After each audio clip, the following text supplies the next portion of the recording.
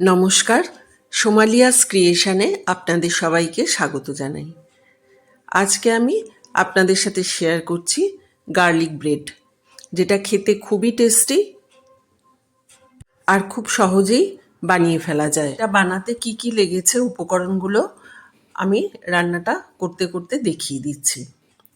প্রথমে আমি একটা প্যান নিয়ে নিয়েছি। প্যানটা একটু গরম হয়ে গেলে তার মধ্যে আমি বেশ খানিকটা বাটার দিয়ে দিলাম। বাটারটা দিয়েই 6 থেকে 7টা রসুন আমি গ্রেটারে ছোট যে হোলগুলো রয়েছে তাতে ঘষে নিয়েছি, সেটাও আমি এর সাথে দিয়ে দিলাম। রসুনটা একটু ফ্রাই করে নেব যতক্ষণ না এর কাঁচা গন্ধটা চলে যাচ্ছে। দেখুন বাটারটা মেল্ট হয়ে গেছে, রসুনটাও কিন্তু ফ্রাই করা হয়ে গেছে। এখন আমি একটা বাটিতে ঢেলে রেখে দিচ্ছি। এবার যে প্যানে আমি বাটারটা মেল্ট করলাম সেই প্যানের মধ্যেই আমি ব্রেডটা সেঁকে নিচ্ছি। একটা সাইড সেঁকবো। আমি প্যানটা কিন্তু ধুইনি, ফ্রাইং প্যানটা, কারণ এর মধ্যে বাটার লেগে রয়েছে, রসুনও রয়েছে, লেগে আমি একটা সাইড সেঁকে নিচ্ছি। একটা সাইডই সেঁকতে হবে, অন্য সাইডটা কিন্তু আমি সেঁকবো না। এইভাবে আমি ব্রেডগুলোকে সেঁকে নিলাম। এবার আমি তুলে নিচ্ছি।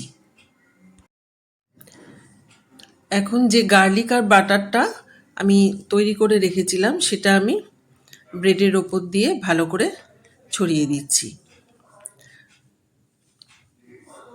যে সাইডটা আমি সেঁকেছি সেই সাইডেই কিন্তু আমি এই গার্লিক বাটারটা লাগিয়ে দিচ্ছি। সবকটা ব্রেডের মধ্যে আমি এটা লাগিয়ে নিচ্ছি।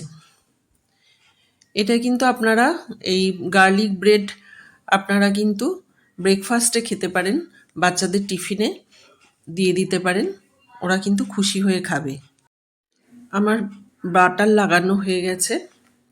এখন আমি এর মধ্যে দিয়ে দিচ্ছি অরিগানো। অরিগানোটা দিলে একটু পিৎজা পিৎজা ভাব আসবে। খুব সামান্যই দিলাম, এটা অপশনাল, আপনারা না দিলেও কোনো অসুবিধে নেই। এখন এর মধ্যে দিয়ে দিচ্ছি চিলি ফ্লেক্স। চিলি ফ্লেক্স দিলে একটু ঝাল ঝাল ভাবটাও আসবে আর দেখতেও সুন্দর লাগবে। দেখুন সবকটা ব্রেডের মধ্যে আমি চিলি ফ্লেক্স দিয়ে দিলাম। এখন দিয়ে দিয়েছি কুচনো ধনেপাতা।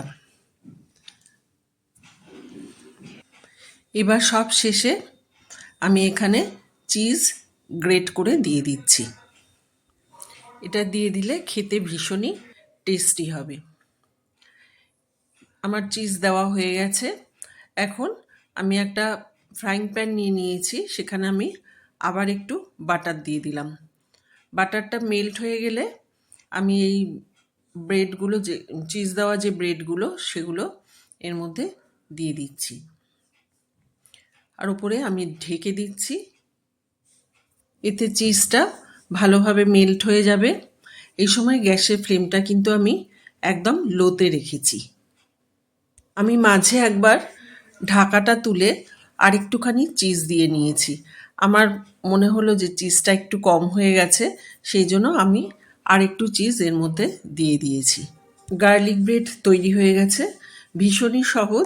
আজকাল বাচ্চারা পিৎজা, ব্রেড পিৎজা এগুলো খেতে খুবই পছন্দ করে। এটা খুব কম সময়ের মধ্যে কিন্তু তৈরি করে নেওয়া যায়। আশা করি রেসিপিটি আপনাদের ভালো লেগেছে। যদি ভালো লাগে তাহলে আমার চ্যানেল সোমালিয়াস ক্রিয়েশনকে একটা লাইক, শেয়ার ও সাবস্ক্রাইব করার জন্য অনুরোধ রইল। আর কেমন লাগলো রেসিপিটি কমেন্টের মাধ্যমে আমাকে অবশ্যই জানাবেন। সবাই ভালো থাকবেন, সুস্থ থাকবেন। আবার অন্যদিন এরকম সহজ রেসিপি নিয়ে আপনাদের কাছে চলে আসব। ধন্যবাদ।